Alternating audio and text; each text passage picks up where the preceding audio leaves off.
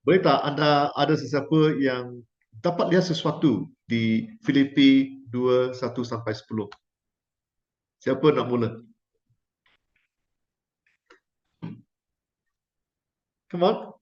Saya pasal Okey, boleh. sempurnalah kebahagiaanku dengan keadaan sejiwa, mempunyai kasih yang sama, sepakat dan bersatu hati. Wow. Benar. Bagus. Lagi siapa?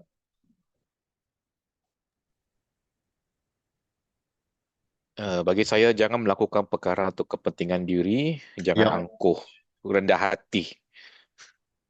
Ya. Jangan jaga kepentingan orang lain juga. Lagi? Seperti Kristus, walaupun dia serupa dengan Allah, tapi jangan anggap dia dengan Allah, tapi dia kosongkan diri sebagai hamba. Ya, merendahkan diri. Rendahkan diri ya. Ya. Lagi? Okey, bagus. Ya, Pastor, bagi saya dia menekankan tentang kerendahan hati, kepedulian terhadap sesama dan kesatuan dalam kasih lah.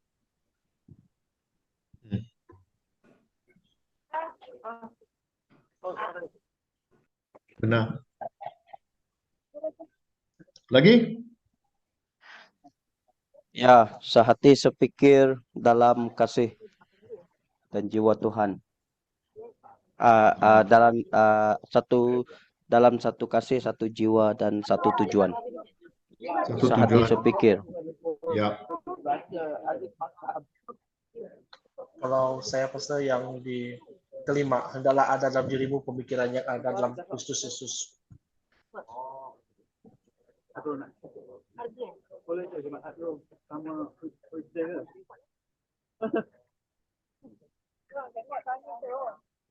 Lagi siapa? Saya di ayat 8, Pastor. Apa tu? Ketaatan, Pastor. Ketaatan, ha? Ya, merendahkan dirinya dan taat sampai mati. Ketaatan saya angkat dari dapat firman ini.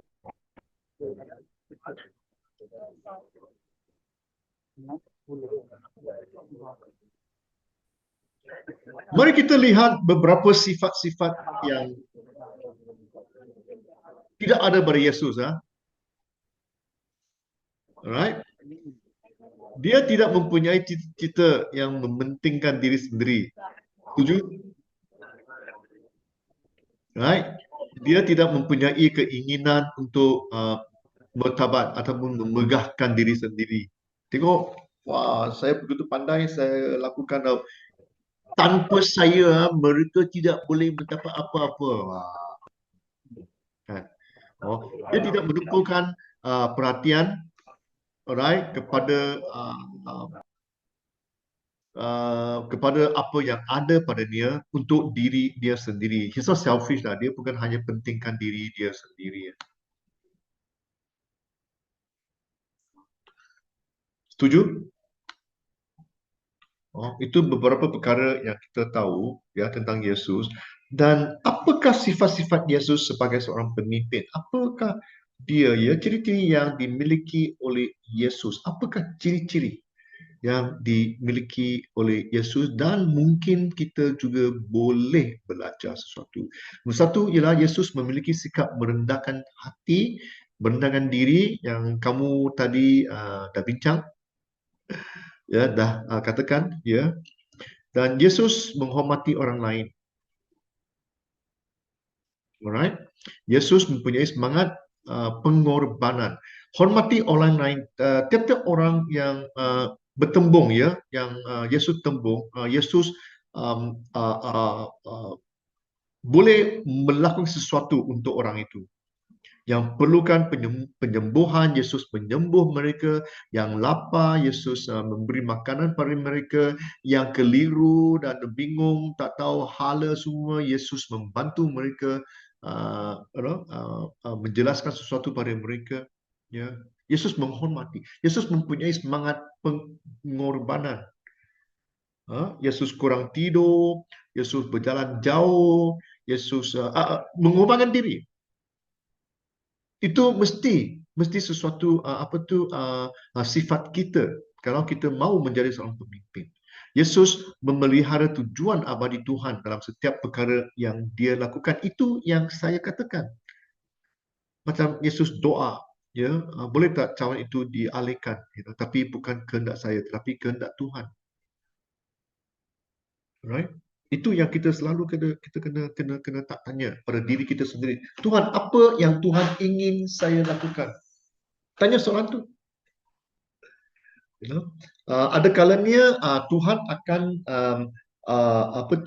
memimpin kita setapak, one step. Bukannya Tuhan akan beritahu kita segalanya. Okey, pada akhirnya kamu akan mendapat ini. Wow, elok kan? Ya. Tapi tidak, dia hanya memimpin kita selangkah. Itulah yang kita katakan faith, kan, keimanan. Do you trust God enough? Adakah anda mempunyai keimanan yang cukupi? Ya, ada kalanya kamu akan berhembung pada sesuatu yang agak susah, ya, tapi teruskan. Ya. Yesus selalu memberi galakan, ada kalanya memberi galakan. Yesus tahu keperluan mereka dan Yesus memberi galakan pada mereka. Ada?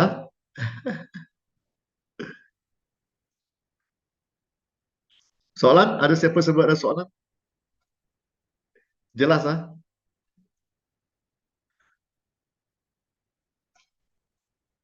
Kalau jelas, right? Teruskan. Ya, sifat Yesus sebagai pemimpin, dia sifat-sifat yang akan membantu kita menjadi hamba seperti Kristus. Kita perlu, kalau kita mau menjadi seorang pemimpin hamba, kita harus lebih pentingkan keperluan orang lain daripada keperluan saya. Beritahu, ya, tell yourself, beritahu diri sendiri, anda lebih penting daripada saya. Siapa yang kita bertembung, siapa yang kita jumpa bahawa anda lebih penting daripada saya. Kalau kita ada peringatan begitu, even that thought, we will always need to serve. Kita selalu akan melayan orang lain. Harus bertanya begitu. Dan kita lebih berminat dengan apa yang saya berminat dengan apa yang anda minati. What interests me is your interest. Saya lebih mengambil berat pada apa yang ada pada anda, bukan hanya diri saya sendiri. Saya di sini untuk melayani anda. We are here to serve. Is that true? Benar kan? Itulah beberapa sifat-sifat yang Yesus ada. Dan di Filipi, tadi kita dah baca, ialah hendaklah kamu dalam hidupmu bersama menaruh fikiran dan perasaan yang terdapat juga dalam Yesus Kristus, yang walaupun dalam rupa Allah, tapi tidak menganggap kesejahteraan dengan Allah itu sebagai milik yang harus dipertahankan, melainkan telah mengosongkan dirinya, empty himself, dirinya, dan mengambil rupa seorang hamba dan menjadi sama dengan manusia. Right? Yesus pun pernah katakan bahawa tetapi Yesus memanggil mereka lalu berkata, kamu tahu bahawa mereka yang disebut pemerintah bangsa-bangsa memerintah rakyatnya dengan tangan besi, dan pembesar-pembesarnya menjalankan kuasanya dengan keras atas mereka. Tidaklah demikian di antara kamu. Barang siapa ingin menjadi besar di antara kamu, hendaklah ia menjadi pelayanmu. Dan barang siapa ingin menjadi yang terkemuka di antara kamu, hendaklah ia menjadi hamba untuk semua. Menjadi hamba. Selalu kita harus fikiran begitu. Hamba. Alright? Dan di sini kita juga membaca, ya, Filipi 2, 5-10 katakan bahawa menaruh fikiran, ayat 5 katakan menaruh fikiran dan perasaan sebagaimana yang terdapat juga dalam Yesus Kristus, yang walaupun dalam rupa Allah. Itu yang tadi kita baca, mungkin saya baca sekali lagi supaya kita faham dia, yang walaupun dalam rupa Allah tidak menganggap kesetaraan dengan Allah, melainkan telah mengosongkan dirinya sendiri dan mengambil rupa seorang hamba dan menjadi sama dengan manusia. Dan dalam keadaan sebagai manusia, ia telah merendahkan dirinya dan taat sampai mati, bahkan sampai mati di kayu salib. Itulah sebabnya Allah sangat meninggikan dia dan mengaruniakan kepadanya nama di atas segala nama, supaya dalam nama Yesus, ya, bertekuk lutut segala yang ada di langit dan ada yang ada di atas bumi dan yang ada di bawah bumi, segalanya akan berlutut pada Yesus. Right? Ya, kita tidak akan menjadi Yesus, saya faham. Ya. Tapi Tuhan, Alkitab pernah mengatakan bahawa Tuhan akan meningkatkan kita. God will bring us up because we learn to humble ourselves. Kita tahu cara-cara untuk merendahkan diri kita, dan Tuhan akan meningkatkan kita. Alright? Okay. So, menjadi hamba, macam katakan tadi, kita kembangkan sikap yang betul. Kita merendahkan diri kita. Apakah sikap-sikap? Minggu depan kita akan tengok nilai-nilai seseorang. Ya. Apakah merendahkan diri? Kita kena kenal pasti dengan manusia. Apakah kehendak manusia? Apa yang diperlukan? Inilah sikap-sikapnya, kita taat pada apa yang Tuhan beritahu. Ada kalanya kita tahu. Banyak kali ya kita tahu bahawa itu firman-firman Allah, itu kata-kata Allah, dan Roh Kudus telah memberitahu kita harus buat sesuatu, tapi kita ingkar. Tak nak buat. Susah. Mungkin itu bukan dari Tuhan. I rebuke it, saya bantah. Tapi apabila kita tahu bahawa ia memang datang dari Tuhan, kita harus taat. Apa yang Tuhan beritahu. Mati kerana dosa dan diri. Yesus. Kita melayan dalam kasih kita. Saudara-saudaraku yang ku kasihi, jikalau Allah sedemikian mengasihi kita, maka haruslah kita juga saling mengasihi. Bukan saling mendendam, ya, saling mengasihi. Ya. Let God lead. Dan biarkan Tuhan yang berkuasa, biarkan Tuhan yang memberitahu kita. Ketika Yesus datang ke bumi sebagai hamba, dia melepaskan haknya untuk mengurus diri kita sendiri. Kita harus memimpin seperti Yesus. Memimpin seperti Yesus. Macam mana Yesus memimpin? Dia merendahkan diri dan membenarkan Tuhan untuk meninggikan dia, meningkatkan dia. Right? Itu harus. Nah, itu tidak bermaksud, saya ingin melayan supaya Tuhan akan meningkatkan saya. Tidak ada. Itu bukan tujuan, motivasi kita, tidak, right? Tapi motivasi kita ialah untuk melayan, untuk hambakan, rendahkan diri kita. Nombor dua, kita mengikuti kehendak Bapanya. Dia mengikuti daripada mencari kedudukan. Oleh itu saya ingin memberitahu anda, kita harus selalu katakan apa yang Tuhan ingin saya lakukan. Ya, bukan apa yang saya nak lakukan. Dan untuk dia menyatakan kebesaran sebagai hamba dan menjadi hamba yang pertama.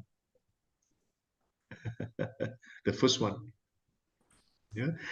Dia membahayakan diri dan kerana dia percaya bahawa dia adalah anak Tuhan. Kita juga sebagai anak Tuhan. We are God's children, right? So kita akan mengharungi keadaan yang bahaya, keadaan sulit, keadaan yang kita tidak dapat jangka, tapi kita teruskan with faith, dengan iman.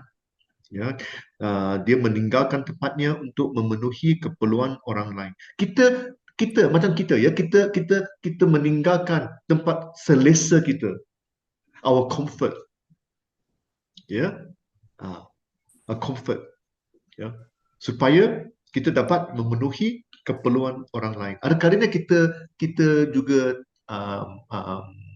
harus sacrifice, mengorbankan sesuatu. Ya, dan Yesus berkongsi tanggungjawab dan kuasa dengan mereka yang dipanggil untuk memimpin. Sebagai pemimpin, ya kita berkongsi, we delegate. Ya, satu minggu kita juga akan bincang, ya, minggu ke-8 ke minggu ke-9 tentang delegasi. Ya, apa yang kita harus buat. Ya, dan kita membina satu pasukan untuk menjalankan tugasan di dunia.